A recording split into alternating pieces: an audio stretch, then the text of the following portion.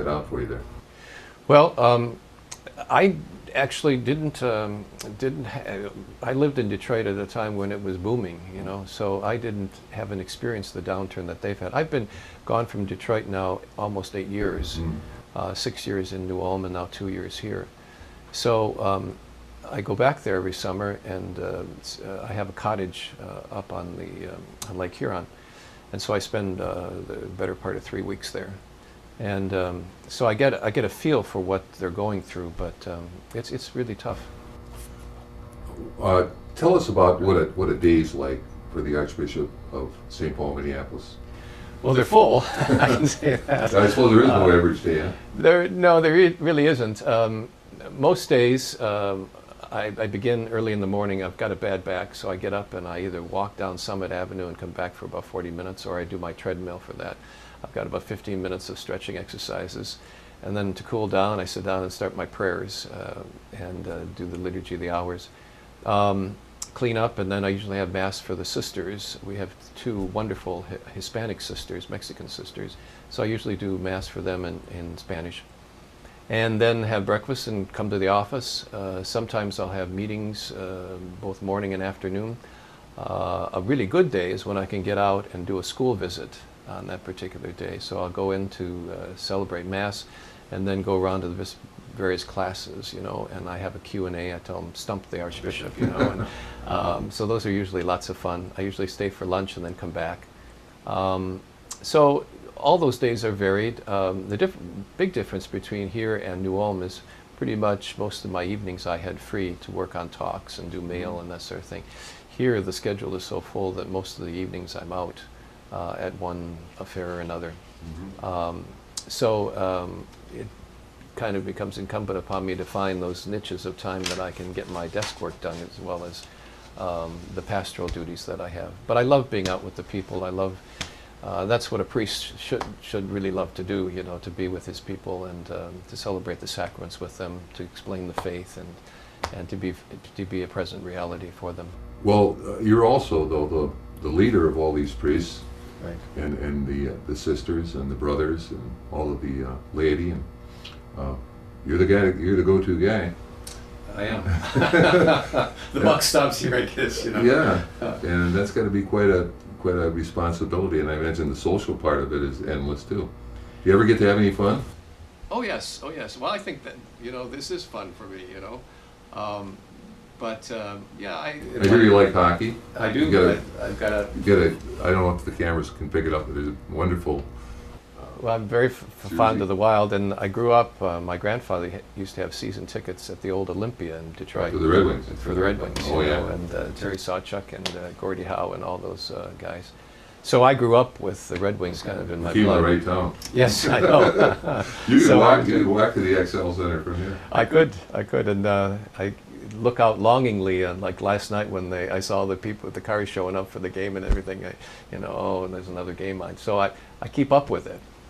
Well, just for our listeners, the Archbishop actually lives across the street from the Cathedral of Saint Paul, and the Chancellery, which is what this is called, right, is the headquarters with the Archdiocese of Saint Paul, Minneapolis, and he has a very nice home right here attached to the Chancellery, so you can walk to work in the morning. You don't have to go out. No, I don't have to. I only have to go outside. Yeah. Well, I know that you're also you like music. Yes. Classical music. I grew up in the '60s with rock and roll and that sort of thing. So yeah. I like music. Yeah. Well, what was good about that music, I think, for the people who liked it, was that it did talk about our society and about changing it, and it was important to young people. And I don't know if kids have access to that kind of music very much anymore, but it talked about our society, about trying to do the right thing with our society. I think it reflected the high ideals of our society, right, you know, and some of the noble desires that we had back then. Yes. Yeah, that was during the Kennedy years, and there was so much going on. Some pretty bad things too. The war was starting. The Vietnam War. And the war, it took a bad turn, you know, in terms of the morale of the country and that sort of thing, which was unfortunate. Yeah, I was in college at that time. Yeah. So, do you like classical church music? Oh yes, yeah, I do. And like Gregorian chant and that sort of thing, are you? I do like that, but I like all kinds of, I mean, the typical hymns. I mean, Advent and Christmas is a special time for me because we have all that wonderful hymnody, you know, these great, O come, Emmanuel, you know, and then all the Christmas carols. And so I'm pretty eclectic when it comes to music. How about who's your favorite composer or artist? I mean, I'm talking about like Beethoven. Oh, Beethoven, Bach, any of the great classicists, you know. One of my favorite people that I listen to every time he comes to town, and we've been so lucky here in the Twin Cities with Joshua Bell, the very accomplished violinist. I just think he's a remarkable person. There seems to be a new category of semi-classical music developing, Andre Bocelli, and that's yes. I love that stuff. Yeah. Have you heard any of that? Oh, I have. Yes, I've got several CDs of that. Yeah. He's really great. Well, I asked you what a day was like, and I think what you kind of answered me was no 2 days are the same. No 2 days are the same, so, which is kind of exciting, you know. Sure. I never know what's going to happen in the course of a day. The days are busy, but I have to make sure that I find time for my prayer and my mass and that sort of thing, because after all, I am a priest, and you know, you can't give what you don't have, and so that's a very important part of each of my days. Well, and you're kind of the CEO of a company in a way. You have all these people working for you. I mean, you're actually... You do, but I look at it more that I'm the pastor of the larger church, this local church.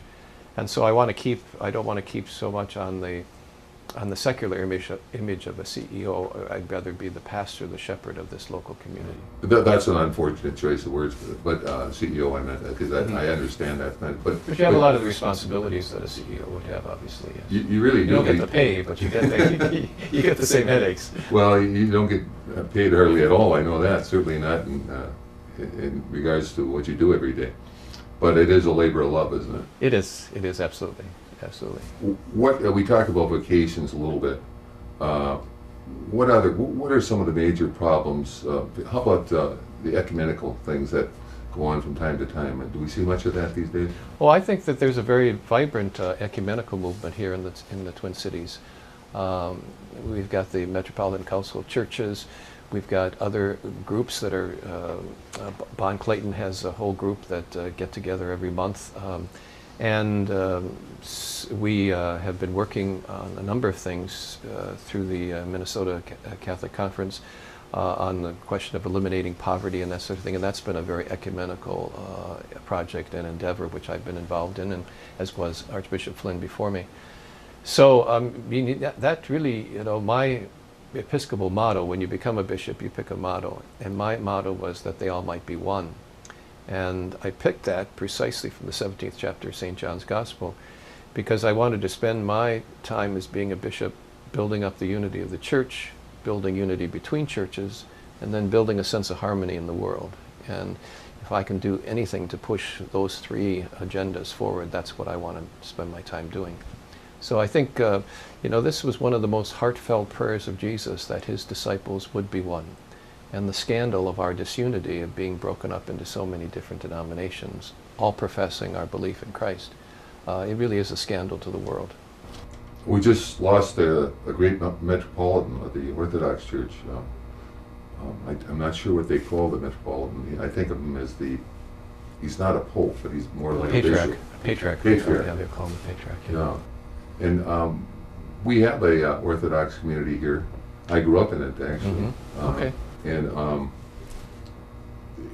do we have much nationally or internationally to do with the Orthodox Church these days? Oh, there's a very significant dialogue with our bishops' conference and the Orthodox bishops, and I have never had the opportunity to be a part of that, but a few of the bishops who are good friends of mine are involved in that, and that's a very, I would say, high-powered kind of dialogue. I mean, they really get into some solid theological issues.